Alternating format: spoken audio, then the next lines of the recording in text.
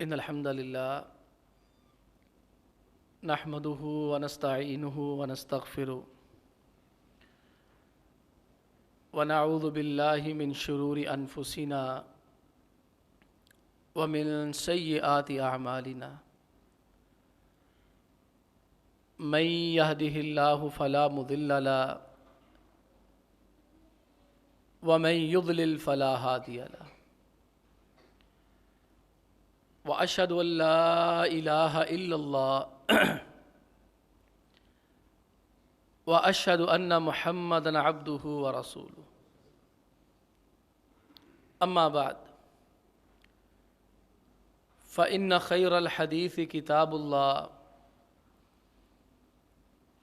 وخير الهدي هدي محمد صلى الله عليه وسلم وشر الأمور محدثاتها وكل محدثة بدعة وكل بدعة ضلالة وكل ضلالة في النار قال الله تعالى في محكم تنزيله ولله العزة ولرسوله وللمؤمنين ولكن المنافقين لا يفقهون۔ محترم بھائیو، عزیز بزرگوں اور دوستو، جس قدر پادریوں کا عیسائیوں کے اوپر تسلط تھا، شاید ہی کبھی کسی کا اتنا تسلط ہوتا ہو۔ وہ پیٹر پادری آج سے 1000 سال پہلے صلیبی جنگیں ہوئی ہیں، یورپ کی یہ کیفیت تھی کہ اگر کوئی پادری جنگ کا نعرہ مار دیتا صلیب ہاتھ میں پکڑ کر، جسے کراس وار کہتے ہیں، کہ صلیبی جنگیں، یہ عیسائیوں میں پادری اتنا مقبول تھا، اتنا عزت والا تھا کہ کوئی بھی ایک پادری اگر کہتا نا کھڑے ہو جاؤ، مار دو، پکڑ لو، دھکڑ لو، جکڑ لو، تو جنگیں لگ جاتی تھی۔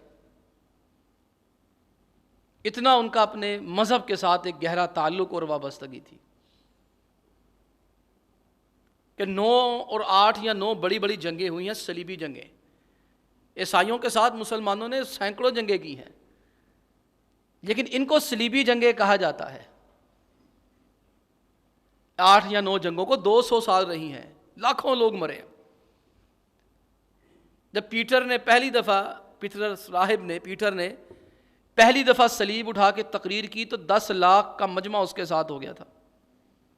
منہ سے کہنا آسان ہے، لڑنے کے لیے اس میں تو انہیں شکست ہوئی، لیکن اس کے بعد جو دوسری جنگ انہوں نے لگوائی ہے 15 لاکھ عیسائی تھا اس میں۔ اتنے وہ مذہبی جنونی تھے، اتنی حد تک ان کا مذہب سے لگاؤ تھا کہ پادری نے اشارہ کیا ہے، حکومتیں اس کے پیچھے کھڑی ہو گئی۔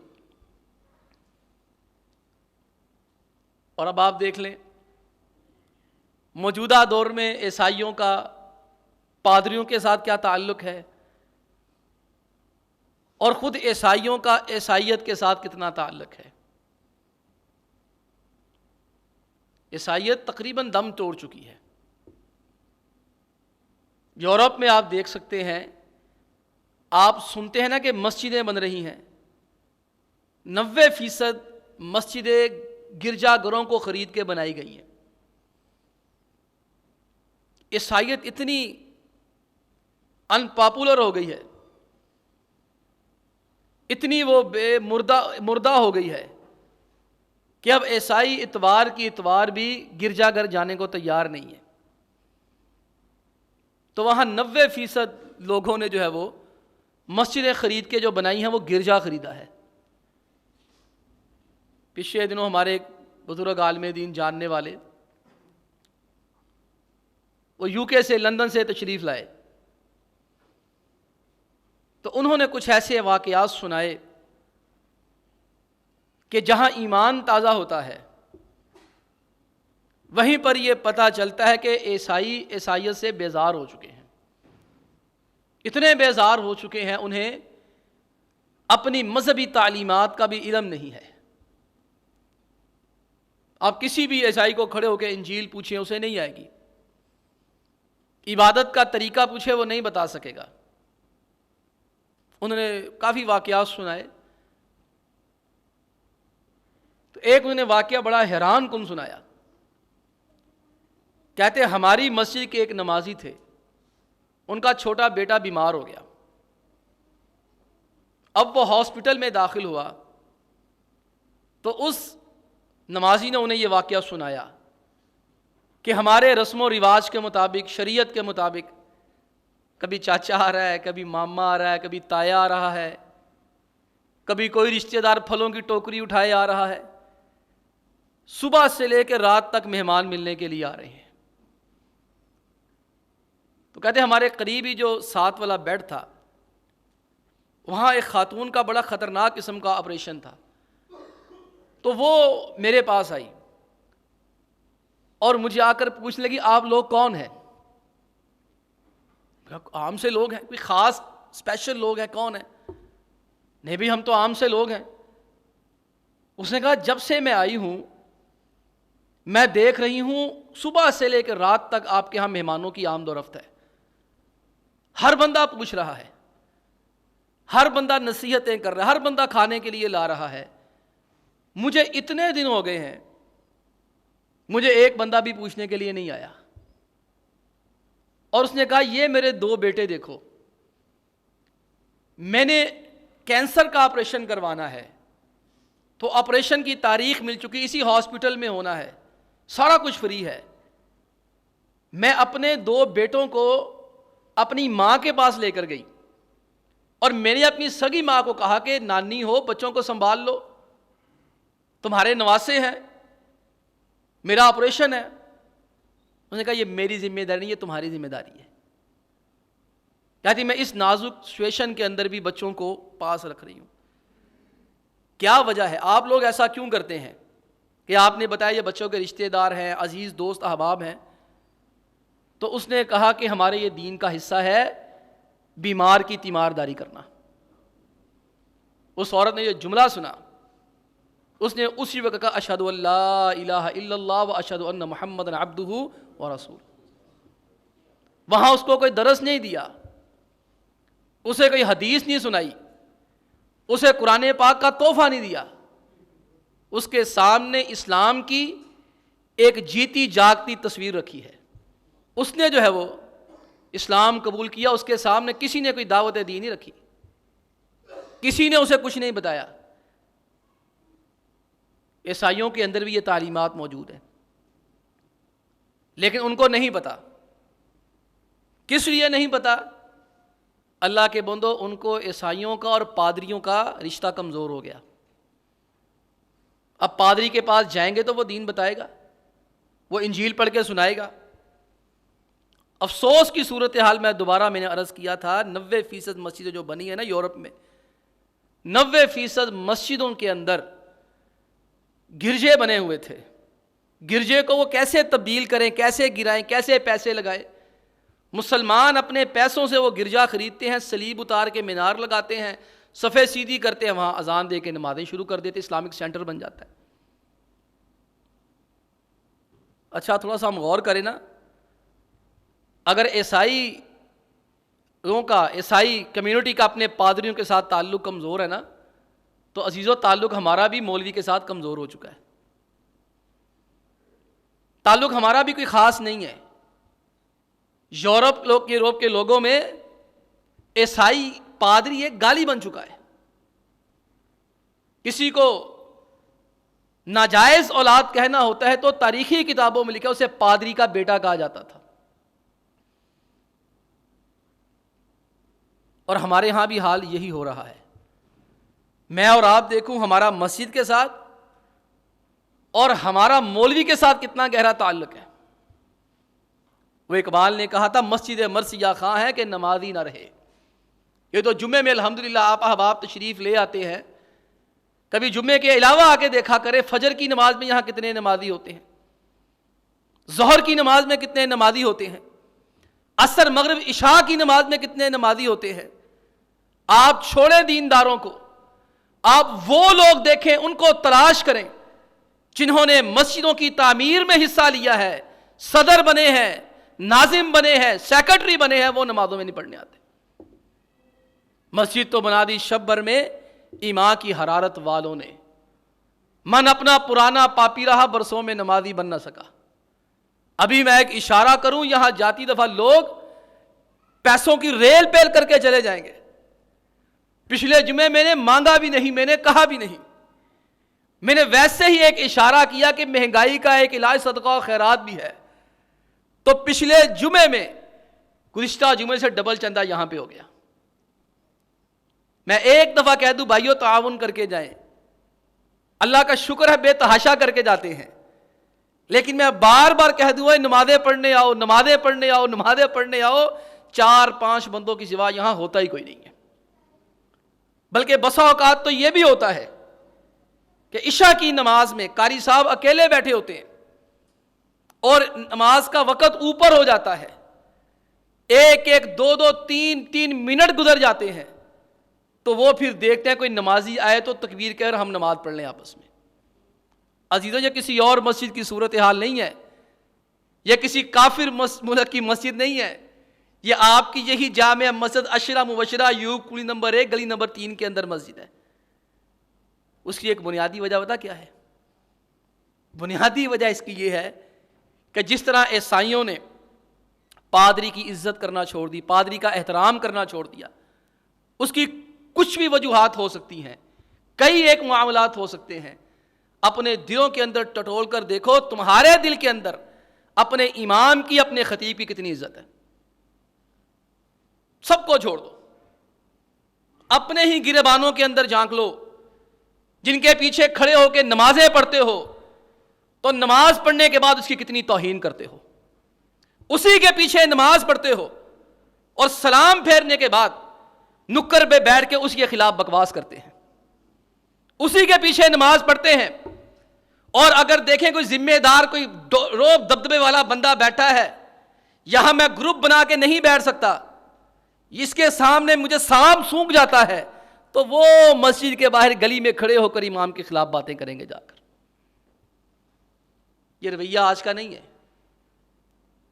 مسجدیں کیسے بھرے؟ یہ جمعے میں کیوں بھر جاتی ہے مسجد؟ وہ بھائی عزت کرتے ہیں، پیار کرتے ہیں، وہ آ جاتے ہیں۔ میں بڑا کوئی پاٹے خان خطیب ہوں، میں بڑا کوئی فنے خان خطیب ہوں، مجھے کون سا خطابت کی جولانیاں یا طوفانیاں آتی ہیں، یا میں بڑا بمبار قسم کا بڑا لوہے توڑ خطیب ہوں۔ یہ جتنے بھی لوگ آتے ہیں اس کے پیچھے ایک بنیادی وجہ یہ ہے کہ اس علاقے میں نے 30 سال گزارے ہیں، وہ میرے ماضی سے بھی واقف ہے، میرے حال سے بھی واقف ہے، میرے مستقبل سے بھی واقف ہے۔ ان کے سامنے میں نے 30 سال شب و روز گزارے، میں نے انہیں برداشت کیا، انہوں نے مجھے برداشت کیا، پھر کہیں جا کر بابے فوت ہو گئے، اللہ کے پاس پہنچ گئے، وہ نسل جو میرے ساتھ بڑی ہوئی وہ میری عزت کرتی ہے، وہ مجھ سے پیار کرتی ہے، یا وہ نسل میرے ساتھ جوان ہوئی ہے، میرے ساتھ کھیلی کودی ہے، میرے ساتھ پڑھی لکھی ہے، اور اس نسل نے میرے ساتھ بیٹھ کے کھانے کھائے ہیں، سفر کیے ہیں، اس نسل کے بچے ہیں، وہ ہم سے عزت اور پیار کے ساتھ پیش آتے ہیں، سارے آتے ہیں۔ لیکن آپ تصور کریں کہ جب آپ کے دل میں امام کی عزت نہیں ہے، امام کا احترام نہیں ہے، تو آپ کس منہ سے اس کے پیچھے جا کے نماز پڑھیں گے؟ یہ آج کی بات نہیں ہے۔ اور بھائیو، یہ زیادہ نہیں ہوتے یہ 2 3 4 ہی ہیں۔ امام کے خلاف باتیں کرنا کوئی آج کی بات تھوڑی ہے، یہ تو کوفے والوں کی بدماشوں کی عادت ہے، جہاں سے صحیح اسلام میں شرارتوں کا آغاز ہوا۔ دنیا میں سب سے بڑے شرارتی لوگ کوفے کے اندر پائے جاتے تھے۔ سیدنا عثمان غنی رضی اللہ تعالیٰ عنہ کو شہید کرنے والوں میں کوفی بھی تھے، علی مرتضی رضی اللہ تعالیٰ عنہ کو شہید کرنے والوں میں سے کوفی تھے، کوفے کا تھا وہ۔ حضرت حسن رضی اللہ تعالیٰ عنہ کے منہ پہ تھوکنے والے، خنجر مارنے والے، زہر دے کے شہید کرنے والے کوفی تھے، حتیٰ کہ جناب حسین رضی اللہ تعالی عنہ کو کربلا میں بلا کر دھوکے سے شہید کروانے والے وہ بھی کوفی تھے۔ اب یہ گندی نسل کے شرارتی لوگ تھے جن کے خمیر کے اندر شرارت تھی، بغاوت تھی۔ اللہ کے پیغمبر علیہ الصلوۃ والسلام مدینے کی ایک پہاڑی پہ چڑھے، ایک حویلی پہ چڑھے، حویلی پہ، اور آپ علیہ الصلوۃ والسلام نے فرمایا اللہم بارک لنا فی شامنا، یا اللہ شام میں برکتیں عطا فرما، اللہم بارک لنا فی یمننا، یا اللہ ہمارے یمن میں برکتیں عطا فرما۔ صحابی رضی اللہ تعالیٰ عنہ کہتے ہیں مشرقی علاقہ ہے نجد کا، صحابہ نے کہا اللہ کے پیغمبر علیہ الصلوۃ والسلام اس علاقے کے لیے بھی دعا فرما دے، کوفہ تھا وہ، اس علاقے کے لیے بھی دعا فرما دے۔ میں نہیں، یہاں میں دعا کروں تو کوئی فائدہ نہیں ہے، ہناک الزلازل والفتن، وہاں شرارتی بستے ہیں، وہاں شیطان بستے ہیں، وہاں فتنے باز لوگ رہتے ہیں۔ ان کے فتنوں کا آغاز عثمان غنی کی شہادت سے نہیں ہوا تھا، عمر فاروق کے دور کے اندر ہی ہو گیا تھا۔ مسئلہ کیا تھا؟ عمر فاروق رضی اللہ تعالیٰ کے ہاتھ میں یہ تھا، یہ طبیعت سیٹ کرتے تھے فوری طور پر۔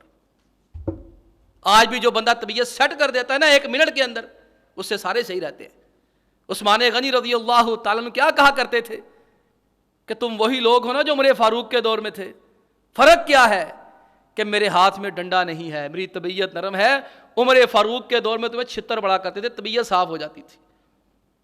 اس دور میں جناب سعد بن ابی وقاص رضی اللہ تعالی عنہ، 10 مبشرہ صحابی، 10 صحابہ سب سے عظیم ہیں، ان میں سے ایک جناب 10 مبشرہ صحابی جناب سعد بن ابی وقاص رضی اللہ تعالی عنہ، بڑے فتح کیے علاقے، اسلام میں پہلا تیر چلانے والے، اتنی عظیم شخصیت۔ وہ جناب والی ایک شور پڑ گیا، مسجد کے امام ہے، شور ہو گیا، انہوں نماز نہیں پڑھانی آتی، یہ نماز نہیں سی پڑھاتے قاری صاحب، یہ قاری صاحب مسجد کا پیسہ کھا گئے جے، یہ بڑے ڈرپوک جے۔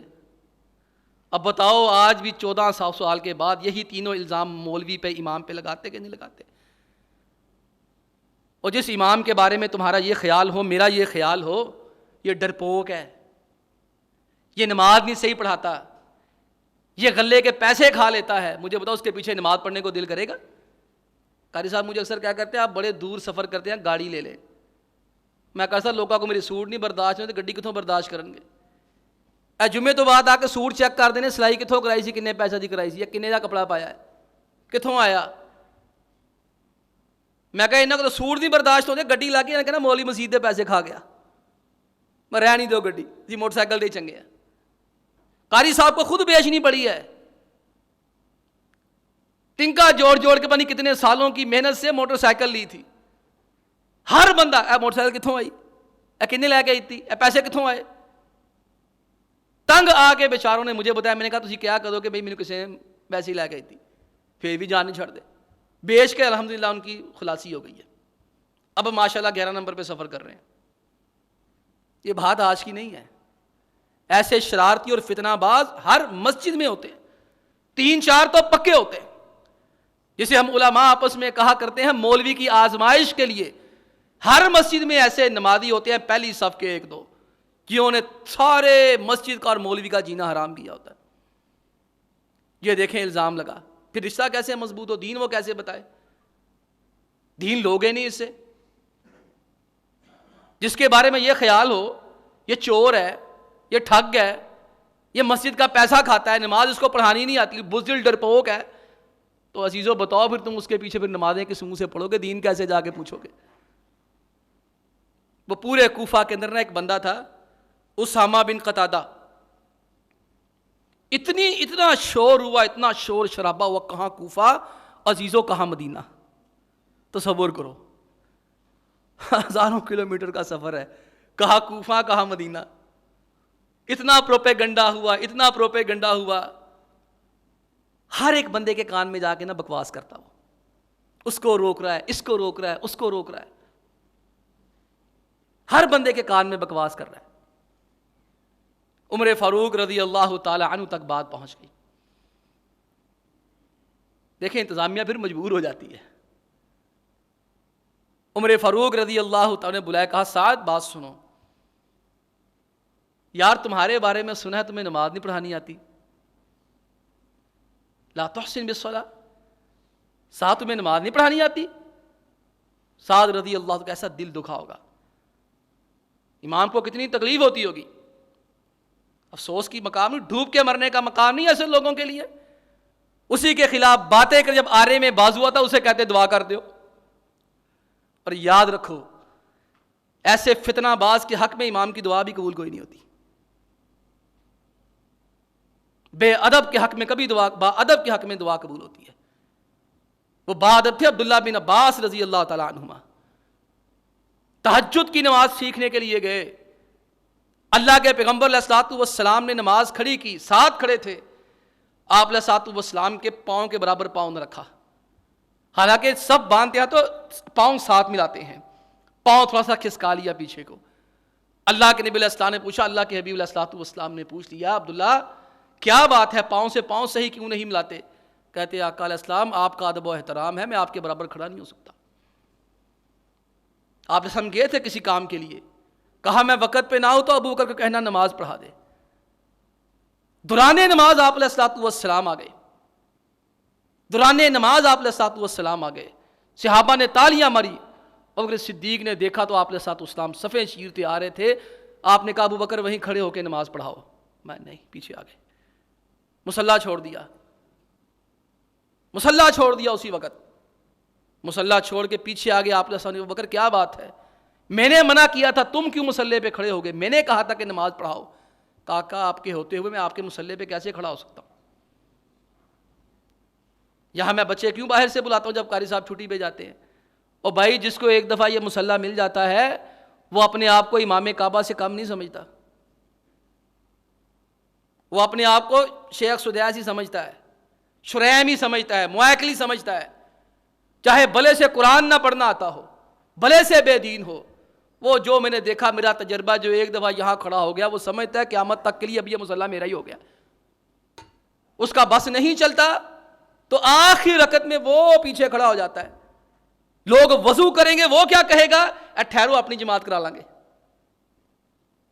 ہمارے دیوبندی بھائی دوسری جماعت نہیں کرواتے تھے مسجد میں، کہتے ہیں امام کا تقدس پامال ہوتا ہے، وہ نہیں کروانے دیتے، اسی وجہ سے کہتے ہیں امام کے احترام میں کمی آتی ہے۔ اور ہم اتنے احترام کرنے والے ہیں، آخری رکعت میں آئیں گے، لوگوں کو کہیں گے وضو پہ ٹھہرو، اے 2-4 منٹ ٹھہر جاؤ، وضو کر لو، یہ آخری رکعت ہے کہ بات چو اپنی کرا لیں گے۔ اب یہ فتنہ باز نہیں تو اور کیا ہے؟ یہ وہ کوفے والے ہیں، میں ان کو کیا کہہ سکتا ہوں؟ نماز نہیں پڑھانی آتی۔ آپ جانتے ہیں قاری عمر فاروق صاحب چھتوی رحمۃ اللہ علیہ کتنی خدمت کی ہے آپ لوگوں کی، 25 سال 30 سال امامت فرمائی ہے نا آپ کی، آپ کی نسلیں پڑھائی ہیں نا انہوں نے، آپ کی نسلوں کے جنازے پڑھائے ہیں نا، آپ کی نسلوں کے نکاح پڑھائے ہیں نا۔ کس الزام میں ان کو بھائی بے دخل کیا گیا تھا مسجد سے؟ دسو کی کہندے سی لوکی قاری صاحب نو نماز نہیں پڑھانی آتی، قاری صاحب نو نماز نہیں پڑھانی آتی۔ میرے ساتھ ان کا خصوصی تعلق تھا، دین کی وجہ سے پیار تھا، میرے ساتھ ساری باتیں کرتے ہو، ہر بات بتانے والی بھی نہیں ہوتی، اللہ کے فضل سے گلے لگتے تھے تو کتنے منٹ تک گلے لگا کے رکھتے تھے، دعائیں دیتے تھے، بے تحاشا دعائیں دیتے تھے، دعائیں ہی دیتے رہتے تھے۔ مجھے ہنستا مسکراتا دیکھا، میں سعودیہ پڑھتا تھا، میں چھٹیوں سے واپس آیا، میرے گلے لگے، رو دیے، آنکھوں سے آنسو جاری ہو گئے۔ میں کیسا کی ہوا؟ کہندے آفت جی یہ کہندے مینوں قرآن نہیں پڑھنا آتا، انہوں 25 سال بعد پتا چلیا مینوں قرآن نہیں پڑھنا آتا۔ شرم نہ آئی کسی بغیرت کو یہ فتنہ انگیزی کرتے ہوئے؟ حیا نہ آئی؟ آستین کا پالا ہوا سانپ، بے شرم آدمی۔ فتنے باز 1-2 ہی ہوتے ہیں، زیادہ کوئی نہیں ہوتے، ان کا منہ بند کوئی نہیں کرتا۔ یہ کوفے کی نسل کے ہیں سارے یہ فتنے باز۔ پھر کہتے ہیں دین ختم ہو گیا، اقبال کہتا ہے شور ہو گیا، ہو گئے مسلمان نابود، ہم کہتے ہیں تھے مسلم بھی کہیں موجود، وضع میں تم نصارہ تمدن میں ہنود، یہ مسلمان ہے جنہیں دیکھ کے شرمائے یہود۔ تم کو اسلاف سے کیا نسبت روحانی ہے؟ تم مسلمان ہو، یہ انداز مسلمانی ہے؟ یہ مسلمان ایسا ہوتا ہے؟ آپ دیکھیں یہی الزام کس پہ؟ صاحب وقاص رضی اللہ تعالیٰ عنہ پہ. انہوں نے نماز نہیں پڑھانی آتی. میں نے عرض کیا ایسے بندے کو امام کی پھر دعا بھی نہیں لگتی ہے. وہ دعا عبداللہ جیسے باادب لوگوں کو لگتی ہے. عبداللہ تو نے پاؤں کے ساتھ پاؤں کیوں نہیں ملایا؟ ہاں کہا کیسی بات کرتے ہیں، عبداللہ کا کہاں مقام، آپ کا کہاں مقام، میں آپ کے پاؤں کے ساتھ پاؤں برابر کھڑا ہو جاؤں، میں کر ہی نہیں سکتا. اور الحمدللہ آج بھی اگر ادب پایا جاتا ہے، احترام پایا جاتا ہے، نہ آپ کے اسکولوں میں پایا جاتا ہے، نہ آپ کے کالجوں میں پایا جاتا ہے، نہ آپ کی یونیورسٹیوں میں پایا جاتا ہے، یہ ہمارے مدرسوں کے اندر پایا جاتا ہے. ہم جوتا اتارتے ہیں تو 100 لڑکا جوتا اٹھانے کے لیے لپکتا ہے. ہمیں کہیں روڈ پہ دیکھ لیتے ہیں، میں نے مشاہدہ کیا، روڈ پہ دیکھ لیتے وہیں اپنی گاڑیاں سواریاں روک دیتے. جامع میں داخل ہو تو سارے کام چھوڑ کے بھاگ کے کسی کو ایک اشارہ کرتے ہیں یہ کام کرنا ہے تو 100 بچہ لپکتا ہے کہ مجھے یہ خدمت کی سعادت دے. یہ ادب ہوتا ہے. با ادب با نصیب. با ادب کے لیے ایک دعا کافی ہوتی ہے اور بے ادب کے لیے 70 دعائیں بھی نبی کرتے تو اللہ نے کہا تھا میرے سے منافق کو معاف نہیں کرنا. با ادب کے لیے نبی کے دل سے دعا نکلی، اللہم فقہہ فی الدین وعلمہ التاویل. یا اللہ میرے عبداللہ بچے کو، میرے طالب علم کو، یا اللہ اس کو دین کا علم عطا فرما دے، یا اللہ اس کو قرآن پاک کی تفسیر کا فن عطا فرما دے. اللہ نے دیا. اور بے ادب گستاخ عبداللہ بن ابی منافق شیطان وہ مر گیا. بیٹا آیا، پیغمبر علیہ السلام نے اپنا مبارک کرتا دیا، اس کے منہ میں اپنا مبارک تھوک ڈالا، اس کی لاش کو اپنے ہاتھوں سے اٹھا کے قبر میں دفن کیا. 70 مرتبہ دعا کی. اللہ نے جبریل کو بھیجا استغفر لہم او لا تستغفر لہم ان تستغفر لہم 70 مرات فلن یغفر اللہ لہم. پیغمبر یہ تیرا بے ادب اور گستاخ ہے، یہ ابو بکر و عمر کا گستاخ ہے، یہ دینداروں کا گستاخ ہے. یہ بدماش کہا کرتا تھا میں ذلیل کرنے والا، میں عزتیں دینے والا. صحابہ کو کہا کرتا ہے اے کینے اے ذلیل، یہ گھٹیا یہ لوگ. بدماش کہا کرتا بے غیرت، اینا فقیران کون پوچھتے، اینا دی کادی عزت ہے. اللہ نے قرآن اتارا وَلِلَّهِ الْعِزَّةُ وَلِرَسُولِهِ وَلِلْمُؤْمِنِينَ. عزت تو اللہ کی ہے، عزت تو اس کے پیغمبر کی ہے، عزت تو ایمان والوں کی ہے. منافقوں کو اس بات کی سمجھ آج تک نہیں آ رہی. سمجھ نہیں آتی لوگوں کو اے مولوی دی ایڈی عزت کاتوں ہے. ٹھیکیدار کو سمجھ نہیں آتی، کوٹھی والے کو سمجھ نہیں آتی، یہ پجارو والوں کو سمجھ نہیں آتی، پراڈو والوں کو سمجھ نہیں آتی، یہ لیکسس رکھنے والوں کو سمجھ نہیں آتی، اور مسجد کے صدر کو سمجھ نہیں آتی کہ میں بیٹھا ہوتا ہوں سلام سارے اس سے آ کے لیتے، اسے برداشت ہی نہیں ہوتا. ان کو سمجھ ہی نہیں آتی. پتہ نہیں دل پہ مہریں لگی ہیں. غور کریں. اسی کو کس منہ سے آ کر کہتے قاری صاحب میری امی بیمار ہے دعا کر دیں، قاری صاحب میرے ابو بیمار نے دعا، کس منہ سے کہتے ہیں؟ اصل میں ہمیں آج تک نا امام اور مقتدی کا رشتہ سمجھ آیا ہی نہیں. امام کہتے ہیں لیڈر کو، کمانڈر کو، قوم کو چلانے والے کو، قائد، رہبر، رہنما کو، اور ہم سمجھتے ہیں امام ہمارا زر خرید ملازم ہے، نوکر ہے ہمارا، اور ہم ساری برادری، ساری مسجد، سارا محلہ اس کے چودھری ہیں. جس کی بات نہ مانی اس نے کوئی نیا تماشا لگا دینا ہے. اور عزیزو یہ بات آج کی نہیں، اللہ سے ڈرو. یہ سعد بن وقاص رضی اللہ تعالی عنہ کے ساتھ ہوا ہے. کہ یہ نماز نہیں صحیح پڑھاتے، ان کو نماز نہیں پڑھانی آتی. عمر فاروق نے بلا کہا سعد کیا بات ہے، کیا بات ہے سعد، آپ نماز کیوں نہیں صحیح پڑھاتے؟ کہتے ہیں جانے دیں، اور میں اشرف مبشرہ صحابی ہوں، میں نے نبی کریم علیہ السلام کی صحبت میں سب سے پہلے تیر چلایا ہے، آپ نے میرے لیے دعائیں کی ہیں، اور مجھے نماز نہیں پڑھانی آتی. انتظامیہ مجبور ہو جاتی ہے نا بعض لوگوں کے سامنے. ہم بھی اس چیز کو، حقیقت کو سمجھتے ہیں، ہم بھی اس حقیقت کو سمجھتے ہیں. بیچارے مجبور بھی ہو جاتے ہیں نا کہیں نہ کہیں جا کر. عمر فاروق جیسا بندہ مجبور ہو گیا، کہا ٹھہرو مدینے ٹھہرو. 2 بندے بھیجے، پورے کوفے کا وزٹ کیا. لوگ کہتے انہوں نے نماز نہیں پڑھانی آتی، انہوں نے نماز نہیں پڑھانی آتی، انہوں نے نماز نہیں پڑھانی آتی. کچھ لوگوں نے تعریف بھی کی، بڑے اچھے آدمی ہیں. کوفہ کے ایک علاقے میں گئے، وہاں ایک بندہ تھا اسامہ بن قتادہ، بہت بڑبولا. فتنہ یہ تھا اصل میں، ایک کلے نو ویلی رن پرونے جوگی، ایک کلے بندے نو ٹائم دے کے نا امام صاحب کے خلاف لوگوں کرتا سی، خطیب صاحب کے خلاف، انتظامیہ کے خلاف کرتا سی کہ مینوں کس طریقے نے انتظامیہ مل جائے، میں چکر چودھری میں بن جاواں، میں سکا چودھری بن جاواں مسجد دا، ویلی رن پرونے جوگی. یہ زیادہ ہی دلیر تھا. اس نے کہا بھائی بات ہے، 3 باتیں ہیں. لا یسیر بالسریہ ولا یقسم بالسویہ ولا یعدل فی القضیہ. کہا جی ایک تو آپ نے سب سے سن لیا، نماز نہیں پڑھانی آتی، باقی 3 باتیں میں بتا دیتا ہوں.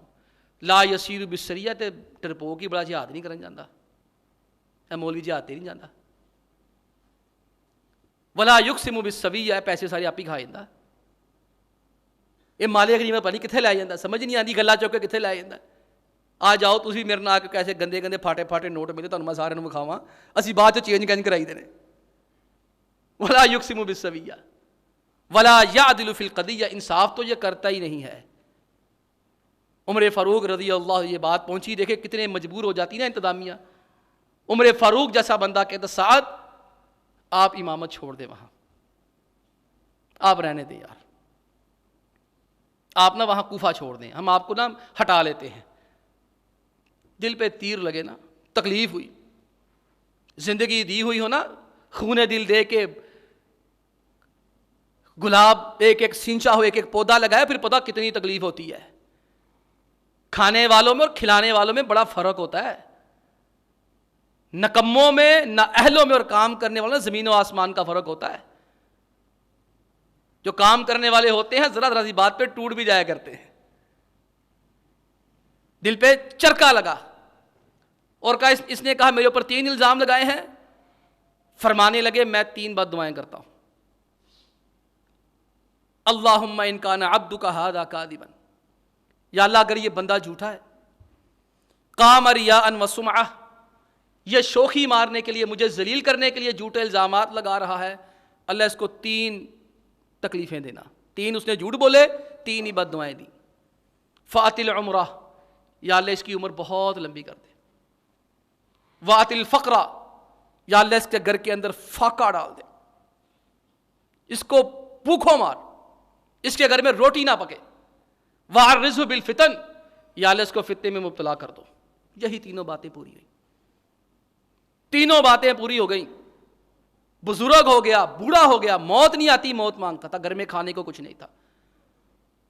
فتنے میں مبتلا ہو گیا، اللہ نے 10 بیٹیاں عطا کی. بیٹی کا ہونا فتنہ نہیں ہے اللہ کے بندو، بیٹی تو اللہ کی رحمت ہے. یہ فتنہ کیا تھا، آزمائش کیا تھی، اس کے لیے مقام ذلت کیا تھا. یہ کوفہ کے بازاروں میں کھڑا ہوتا، پلکیں اس کی یہاں تک لگی تھی، پلکیں اٹھائی نہیں جاتی تھی. کوفہ کے بازار میں جہاں نوجوان بچیاں گزرتی، اپنی آنکھوں کو ایسے اٹھاتا، بچیوں کو انگلیاں مارتا. لوگوں نے کہا بے غیرت، شرم کرو، بوڑھے ہو، کھانے کو کچھ نہیں ہے، 10 بیٹیوں کے باپ ہو، یہ گندی حرکتیں کرتے ہو. کہتا یار میرا میتے کوئی اختیار نہیں، مینوں ساتھ دی بد دعا لگ گئی جے. آج مولوی کا بیٹا مولوی نہیں بن رہا. ہمارے طالب علم ہمارے ساتھ پڑھتے ہیں، وہ مسجد میں آنے کے لیے تیار نہیں ہے. جو یہاں 2-3 دن کے لیے امامت کرنے آتا ہے نا، قاری صاحب کی عدم موجودگی میں کانوں کو ہاتھ لگا کے جاتا ہے. ساجی آئی کر دے پہ نے، ہر بندے اس پہ روج مار ہے. بھائی پھر جب یہ کام ہوتے ہیں نا، پھر احترام کا رشتہ ختم ہو جاتا ہے. پھر کیفیت کہیں ہماری عیسائیوں والی نہ بن جائے. انسان ہے، غلطی ہو سکتی ہے، مجبور بھی ہو سکتا ہے. آج میں نے 2 منٹ اوپر کر لیے ہیں کام پورا کرنے کے لیے، موضوع پورا کرنے کے لیے. سب کی نگاہیں گھڑی کی طرف ہیں. مجھے انتظامیہ پابند کرے گی یار ٹائم تو جمعہ مکایا کرو، اور تانوں کون پابند کرے کہ 12:45 تے آیا کرو. مینوں سارے پوچھو کہ ٹائم تے نماز کیوں نہیں کھڑی ہوندی بھائی، ٹائم تے جمعہ کیوں نہیں مکتا، تانوں کوئی نہیں پوچھ سکتا. جے کسی نے پوچھ لیا میں اگے تو آنا ہی نہیں. ایک بات، او خدا کے بندو، عالم دین بنو. عالم دین نہیں بن سکتے، اپنے بچوں کو بنا دو. اپنے بچوں کو نہیں بنا سکتے، کم از کم ان کے ساتھ ایک محبت والا تعلق رکھ لو، اور خدا کے بندو تمہاری نسلوں کا ایمان بچ جائے گا، یا تمہاری نسلوں کے ایمان کی حفاظت کے ضامن ہے۔ آج پادری نہیں رہا، عیسائیوں کی حالت دیکھ لو، وہاں عورت کو نہیں پتا کہ میرے بچے کا باپ کون ہے، کوئی ماں باپ بہن بھائی وہاں نہیں ہے، یہ ہم ہیں یہاں بتاتے رہتے ہیں، اللہ توفیق دیتا رہتا ہے، لوگ سنبھلتے رہتے ہیں۔ اللہ تعالیٰ ہمیں سمجھنے کی توفیق عطا فرمائے، اللہ مجھے بھی ہم سب کو بھی اپنی کمیاں کوتاہیاں دور کرنے کی توفیق عطا فرمائے۔ وآخر دعوانا ان الحمد للہ رب العالمین۔